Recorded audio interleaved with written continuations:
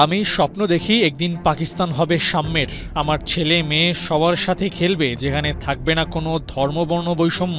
এই পাকিস্তান নিয়ে আমার অনেক স্বপ্ন।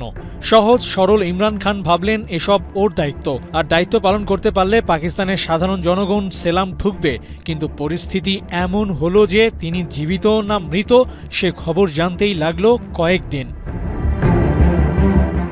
ক্রিকেট ছেড়ে পাকিস্তানের রাজনীতিতে যখন ইমরান খান নাম লেখালেন তখন অনেকের চোখ সত্যটা দেখতে পেয়েছিল। এই দেশের অপরাজনীতির খেলায় ২২ গজের ছেলেটা কেন নামলো সে প্রশ্ন কেউ কেউ ছুড়ে দিচ্ছিল।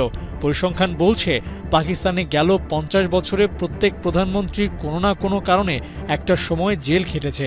সেই সূত্র ধরে খানের জন্য অপেক্ষা করছিল প্রিজন ভ্যান। কবে কিভাবে হবে সেই মঞ্চায়নটা সেটাই ছিল বাকি। ২২ গজের লড়াইয়ে যে ইমরান হার থেকে জয় বের করে এনেছেন তাকে কি আর ছুচোর ভয় দেখালে চলে? কোমর বেঁধে নামলেন, লড়াই করলেন, দিন শেষে বন্দীও হলেন। পাক্কা ২ বছর জেলে পড়ে রইলেন রাষ্ট্রীয় উপঢৌকন চুরির দায়ে। এদিক সেদিক মিলিয়ে খানের নামে রুজু হলো আরও ১৫০ মামলা। বিশ্বকাপজয়ী অধিনায়কও চোর হয়, তাও ক্ষমতায় থেকে উপঢৌকন চুরি? বাহ, কেমন কথা!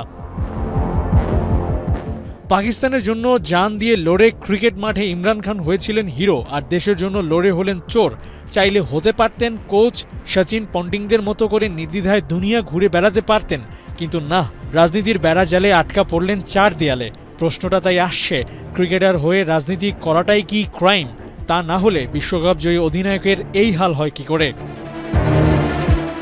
রাজনীতি না করলে ইমরান খানের নামে লাখো স্লোগান হতো, কত কত সুনাম শুনতে পারতেন, কিন্তু সেসব হয়নি। ইমরান নিজের মনের কথা শুনলেন, পাকিস্তানের মানুষের কথাও ভাবলেন, দিন বদলের গানে পাকিস্তানকেই এগিয়ে রাখতে চাইলেন। কিন্তু হাল যা হলো তাতে কাউকে উদাহরণ হিসেবে মনে করিয়ে দেয়া যাবে রাজনীতি করলে কি হয় পরিস্থিতি।